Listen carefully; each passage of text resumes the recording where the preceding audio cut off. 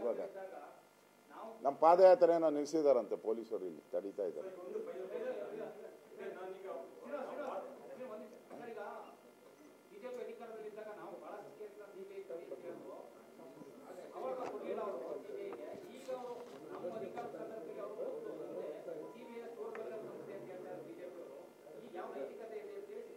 ಕೊಡಿ ಲೋಕಾಯುಕ್ತಕ್ಕೆ,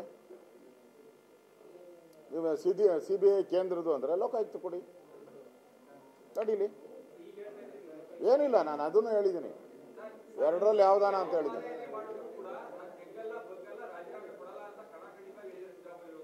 ನಾವು ಯಾವುದೇ ಕಾರಣಕ್ಕೂ ನಾವು ಜಗ್ಗಲ್ಲ ಬಗ್ಗಲ್ಲ, ಅವ್ರು ರಾಜೀನಾಮೆ ತಗೊಂಡವ್ರಿಗೂ ಬಿಡಲ್ಲ.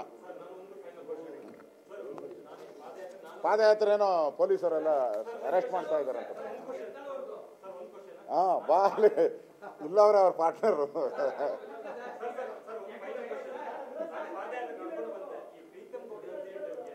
ತಾಳಪ್ಪ, ಇದೊಂದು ಲಾಸ್ಟ್, ಇದೊಂದು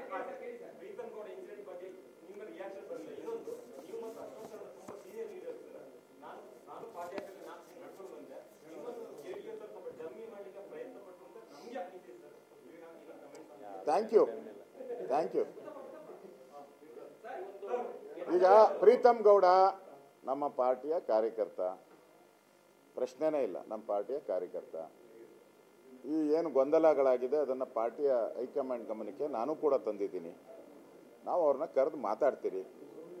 JDS ಮತ್ತು BJP ಒಂದಾಗಿರೋ ಸಂದರ್ಭದಲ್ಲಿ ಈ ಥರ ಸಣ್ಣ ಪುಟ್ಟ ಪ್ರಾಬ್ಲಮ್ಸು ಬಂದೇ ಬರುತ್ತೆ, ಮುಂದೇನೂ ಬರ್ಬೋದು. ಇದನ್ನೆಲ್ಲ ನಿಭಾಯಿಸ್ಕೊಂಡು ನಾವು ಒಟ್ಟಿಗೆ ಈ ಕಾಂಗ್ರೆಸ್ಸನ್ನು ಎದುರಿಸುವಂಥ ದೃಷ್ಟಿಯಿಂದ, ಮುಂದೆ ಚುನಾವಣೆಗೆ ಹೋದಾಗ ನಾವು ಒಟ್ಟಿಗೆ ಹೋಗಬೇಕಾಗಿರೋ ದೃಷ್ಟಿಯಿಂದ ನಾವು ಇದೆಲ್ಲವನ್ನ ಸರಿ ಮಾಡಿಕೊಂಡು ನಾವು ಹೋಗಬೇಕಾಗಿದೆ. ಹೋಗೇ ಹೋಗ್ತೀರಿ, ಆಲು ಜನ ರೀತಿ ಒಂದಾಗಿ ಹೋಗ್ತೀರಿ.